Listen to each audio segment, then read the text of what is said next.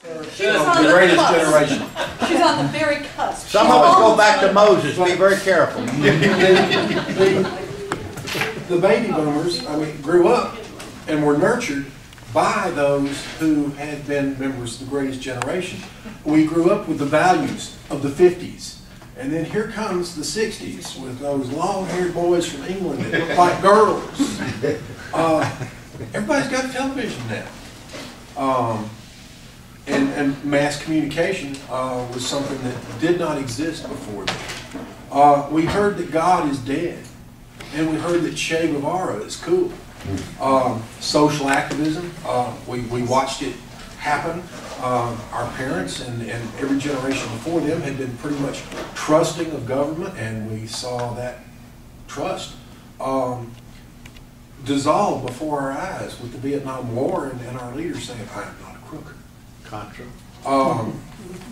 We heard the phrase for the first time, silent majority. And we, well, at least I did not clearly understand why at school I was being trained to hide under my desk. It's true, okay? It was not until much later that I came to understand, but during this time that I came to understand what the Cuban Missile Crisis was about.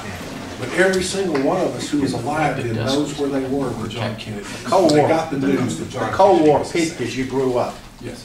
Yeah, but Gen X doesn't remember. They weren't Gen X doesn't there remember for Kennedy assassination. Yeah. We just read about it. But yeah, They were 2-year-olds. they were influenced by it. And they were influenced by all of these things that were a tremendous and radical transition from what the generation before had been brought up to value and to think of good and evil, right and wrong. Those things were all challenged beginning with this generation, and it's. So what does that make the generation itself then? It's interesting. I was thinking you got like workers in the sort of greatest generation or the traditionalists. You got builders in the baby boomers. They built some things that people liked, some things that people didn't like. And you end up with Gen Xers, which are deconstructionists. We're Seinfeld. We're walking around Seinfeld. Yeah. It's deconstruction. And Andy Warhol, and so the pop culture of art, the changing. But what did our crazy parents do for us with our world? But they built something, and then we look at it and go, we turned it into Lego blocks and want to consider each piece of it. I'm fascinated. We look at our parishioners as customers, patrons. I'm sitting there going, oh my God, that's fascinating. That is absolutely fascinating.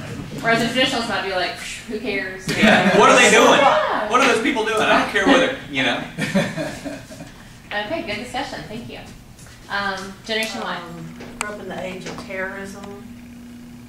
Had issues with adults. But I think that probably is true of the generation. Grew up in an age of abundance. Not that they had a lot, but it was a very abundant time. In a global world,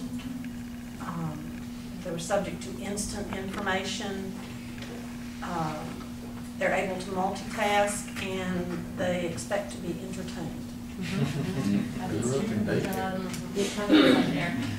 It's interesting. I was thinking of my dad who he didn't necessarily choose his career. He did what he could do to the generation before him did whatever they could to get by, and then he was able to have some more choice, but definitely chose a career so that he could support his family, etc. And then he had us, and we were allowed the luxury of picking what we wanted to do, not based on financial restrictions, etc. We could kind of follow our heart, and I think that's just perpetuated more with the next culture, Generation Y. Well, I'm passing out all the answers, basically.